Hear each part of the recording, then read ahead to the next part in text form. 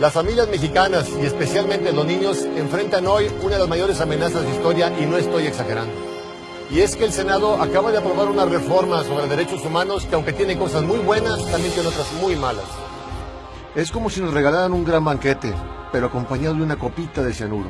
Y eso no, así con cianuro no queremos. El enredo es tal que reconocidos católicos festejan al mismo tiempo que grupos abortistas y pro-gays.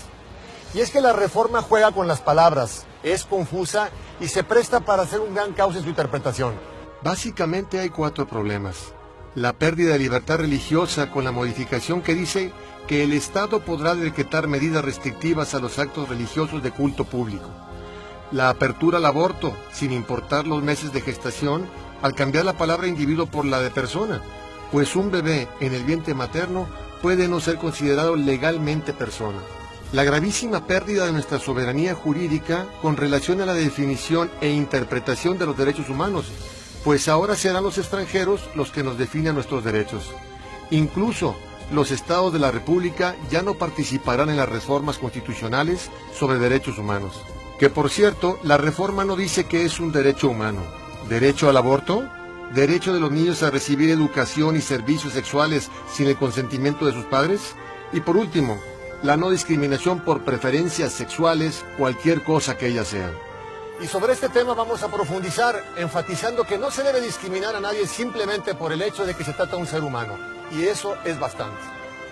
Anteriormente la Constitución decía: queda prohibida toda discriminación motivada por su origen étnico, edad, discapacidad, condición social, preferencias, etc.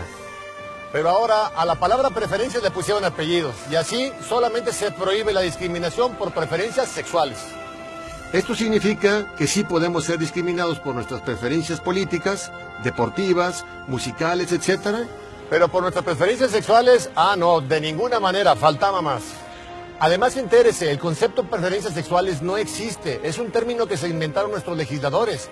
No está reconocida ni en la legislación internacional, ni en instituciones tan reconocidas como la Asociación Psiquiátrica Americana, la APA. Es la misma APA la que describe 23 comportamientos sexuales. Ojo, no preferencias. Y entre ellos hay varios considerados como desviaciones sexuales. Estos son algunos: homosexualidad, bisexualidad, transexualismo, pedofilia, transvestismo, fetichismo, voyeurismo, exhibicionismo, sadismo sexual, masoquismo, etc. Tal como quedó la reforma, nuestros senadores quieren que no discriminemos, por ejemplo, a pedófilos, sadomasoquistas, fetichistas. ¿A qué se refieren con no discriminarlos? ¿Querrán abrir en México una sucursal de la Asociación Norteamericana para el Amor entre Hombres y Niños? ¿Grupo pedófilo que busca la legalización de las relaciones sexuales entre adultos y niños? Siendo optimistas, no creo que se estén refiriendo a esa no discriminación, pero mire lo que sí va a suceder. En todas las escuelas mexicanas, públicas y privadas, se deberán enseñar a los niños todos esos comportamientos sexuales, pues de no hacerlo, las escuelas estarían discriminando a las personas que tengan esas conductas.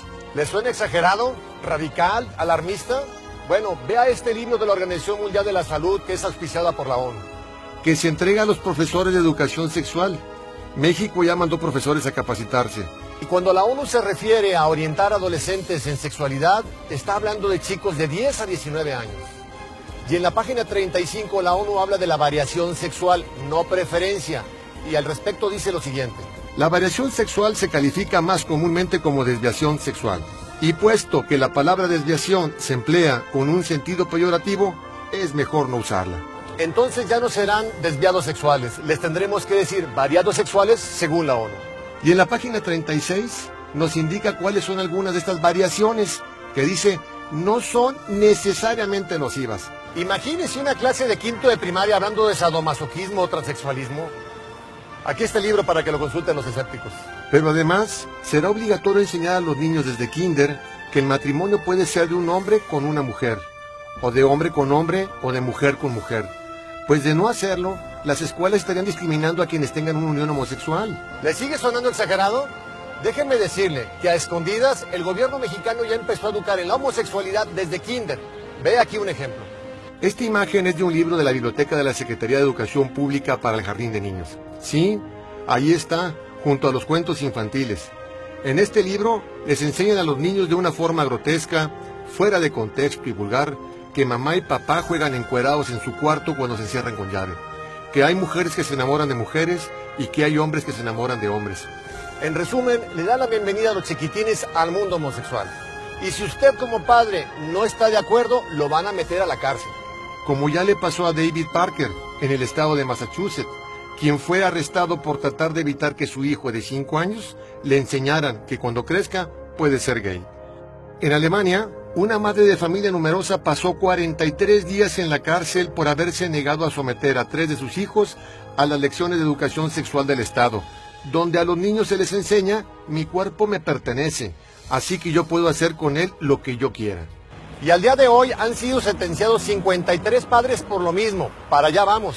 Pero la amenaza de esta no discriminación también afecta la libertad religiosa, al pretender que católicos, evangélicos, judíos, musulmanes, etcétera, reescriban la Biblia, el Corán y la Torah para evitar cualquier mención en contra de los homosexuales. Como ya le pasó al pastor Heikki Green, cristiano de la Iglesia Pentecostal de Suecia, quien fue sentenciado por leer el Antiguo y el Nuevo Testamento en aquellos pasajes donde critican la homosexualidad. Y también los profesores podrán ser llevados a juicio. Como le pasó en Croacia a Jelena Mudrovic, profesora de catecismo, acusada de señalar en una de sus clases que la homosexualidad es una enfermedad. Y aquí debemos decir ciertamente que en 1973 la homosexualidad fue retirada del catálogo de trastornos mentales de la Asociación Psiquiátrica Americana. Y estoy seguro que a usted le encantaría ver los estudios que respaldaron esta decisión, pero lamentablemente no se puede, porque no hubo ningún estudio. Los psiquiatras de esta asociación lo decidieron democráticamente. El 58% de los que asistieron a esta convención votaron porque se quitara la homosexualidad y el 42% decidió que se quedara. Como bien dijo la revista Time, un sector de la población, hasta entonces considerado sexualmente patológico, fue declarado de un golpe mentalmente sano. En otras palabras, fueron curados por decreto, lo cual fue una terrible injusticia. Espero que con estos pocos ejemplos usted se haya dado cuenta del cianuro que contiene esta reforma por los derechos humanos. Por eso urge que el Congreso de los Estados la rechace, se regrese a la Cámara de Senadores para que sea corregida, manteniendo solo los aspectos positivos. Los diputados federales aprobaron la reforma sin oposición, pero cuando alzamos la voz en febrero, aunque tarde, dividimos al Senado, nos quedamos muy cerca de pararlo. Ya nos organizamos una vez, hagámoslo de nuevo. Hoy tenemos tiempo. No hay una fecha límite para que los congresos estatales voten la reforma. Y si su congreso se precipita a votar la reforma sin consultar con la ciudadanía, como ya ocurrió en Yucatán, es porque esos diputados tienen preferencias que no son los de las familias mexicanas. Por favor, vaya a esta dirección. Allí encontrará la información sobre cómo hacer saber su opinión a los diputados de su estado. Dígales con energía que no quiere el cianuro. Actuemos ahora para que después no vayamos a llorar como niños lo que hoy no supimos defender como padres. Muchas gracias.